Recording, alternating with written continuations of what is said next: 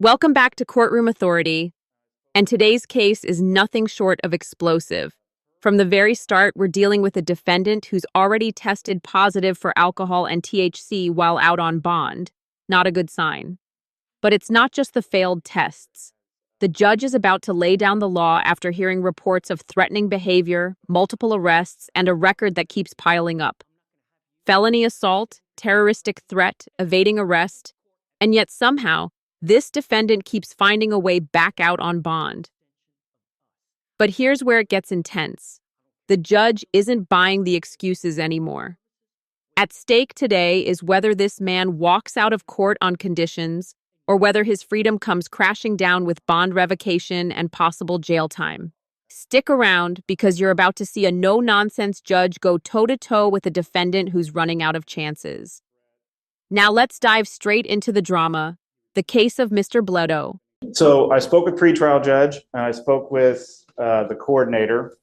Per pretrial, he's tested positive presumptively because they have to send him to a lab for confirmatory for alcohol and THC. I think they described his behavior as threatening.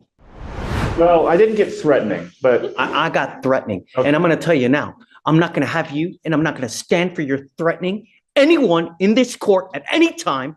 That is, every part of this is an extension of us. I don't care where you're going.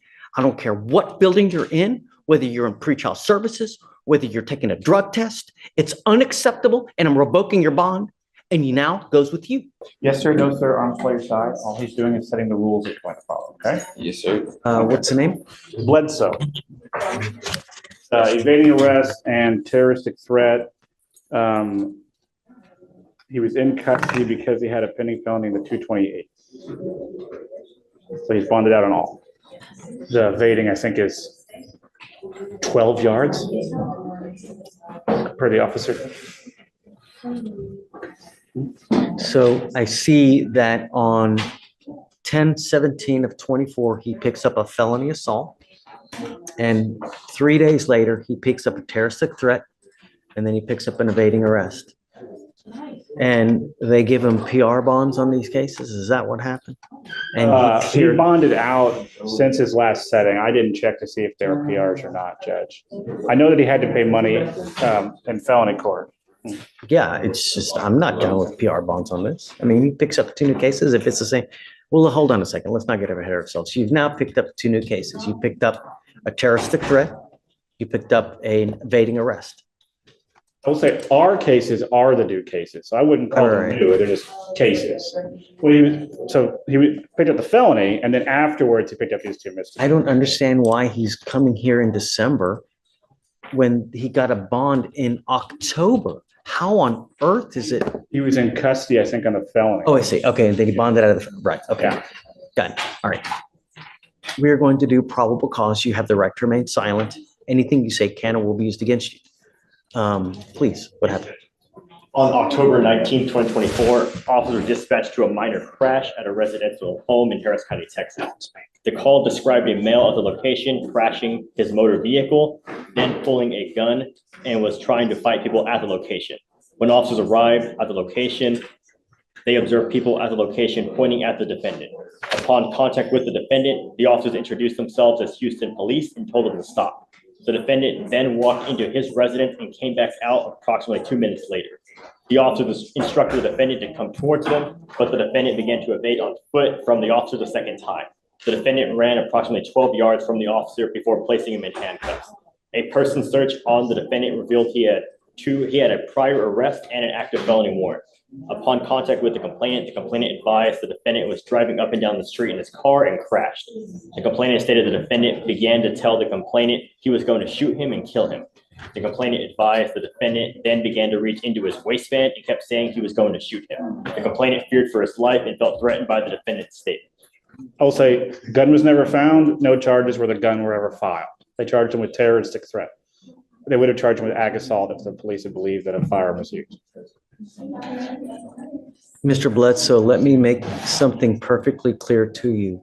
I will do everything in my power to protect my public at all costs. And I don't care if I have to make your bond $2 million. I'm going to do everything in my power to protect my public at all cost. Do you understand? Yes, I sir. don't care who you are. I don't care where you come from. I don't care what, nothing. I want my county safe. You will be signing an affidavit with me today, promising me that you're not going to have any weapons whatsoever. And if I find that you have a weapon, I can have a contempt hearing. You're looking at 180 days in jail every time if you're caught with a gun. Do you understand? I'm sending you now for a drug test. I want to know what, if anything, is going to be in your system as well. I'm ordering you not to use alcohol or illegal drugs, and I'm going to test you like crazy. Do you understand? Yes, sir. What do you do for a living?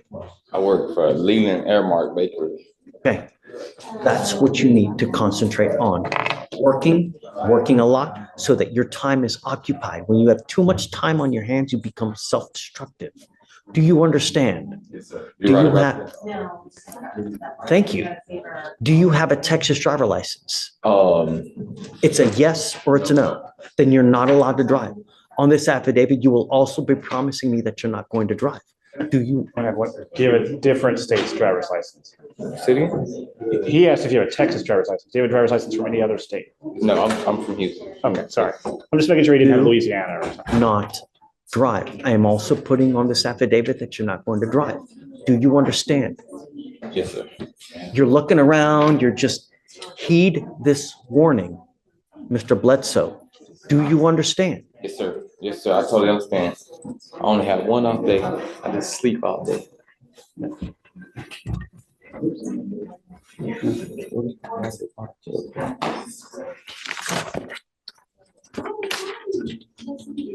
Did I hear him say that he had an objection?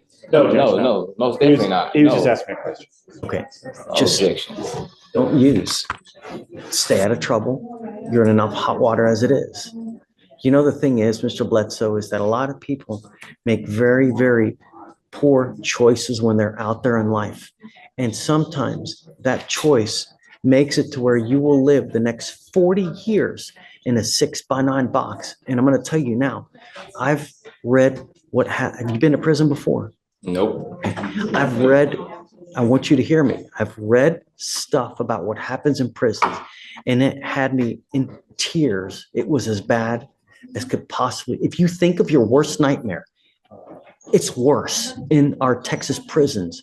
They don't give a rat's behind about you, and you will be passed around like a proverbial doll. It's awful. Believe me, it's not worth it. Don't have a gun. Yes, sir. All right? Thank you, Judge. All right. If I can, Judge, I don't believe there has been actually any evidence presented to warrant a Hold bond on, Stephen. revocation. She told me yesterday that there had been multiple threats. So, all right, to circle back, there's a couple things. In speaking with pretrial, I have not received any information about threats. I've received information about cursing and rude behavior. Yes, Judge. Don't There was speak. no threat of harm or anything like that. It was just more so attitude. He was making people in our office a little bit uncomfortable just with his demeanor and the things that he was saying, but none of it, to my knowledge, has been anything, putting anyone in danger, threatening danger, anything of that sort. This is where I You want. have an open criminal case. You're to be humble and contrite. And when you're not, and when you're threatening, abusive, harassing, I'm going to take care of you and I will light you up like a damn Christmas tree.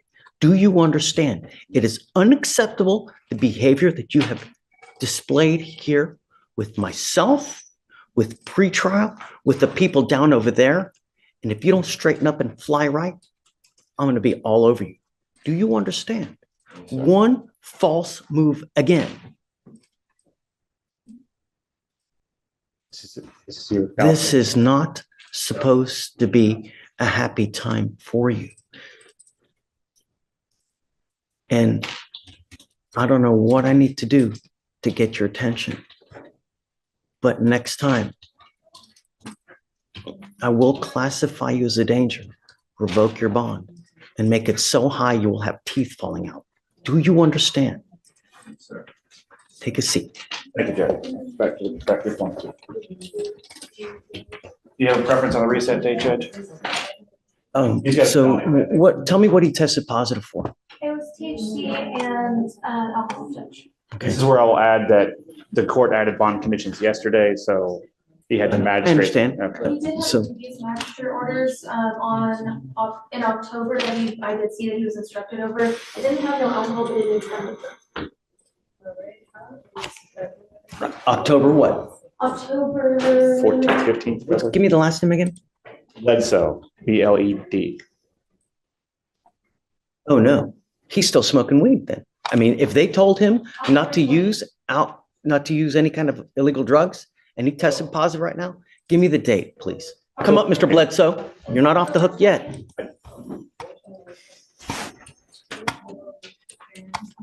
This is where I will repeat my assertion that since he's out on bond, he's entitled to a hearing where the rules of evidence would apply. What we're doing right now. Well, then I'm going to object to hearsay to anything and everything being heard by the court. What day was the magistrate condition for no using, please? October 20th.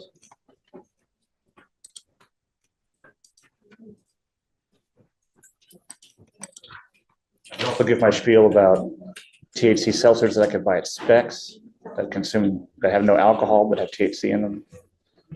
You are not to use alcohol. You are not to use illegal drugs.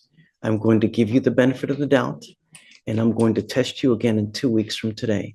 If you test positive for THC again, and I don't care what it is, I don't care if it's a gummy, I don't care if it's a joint, I don't care if it's Delta 8, if it's Delta 9, if it's Delta 352, whatever it may be, you will stay with me. Do you understand? Yes, sir. Get whatever records you need. But if you test positive for THC again, Yes, you're sir. on notice now. You will stay with me. Yes, sir. Okay. Thank you, Judge. Have a seat back in there. Come on. But did you have a preference on the reset date, Judge? 2 weeks, whatever you want. Oh, I'm sorry, you're right. You said Then 2 I'll weeks. test him back and we'll see. What a wild ride inside the courtroom. Let's break this down. The judge made it crystal clear. Any threats, any weapons, any more failed drug tests, and it's game over. Despite felony charges and multiple probation violations, the court gave Mr. Bledo one final shot. Stay clean, stay sober, and stay out of trouble. But one more slip, and he could be facing months behind bars or worse. This hearing shows just how fine the line is between second chances and maximum punishment. Do you think the judge was too lenient or just fair enough? Drop your thoughts in the comments below.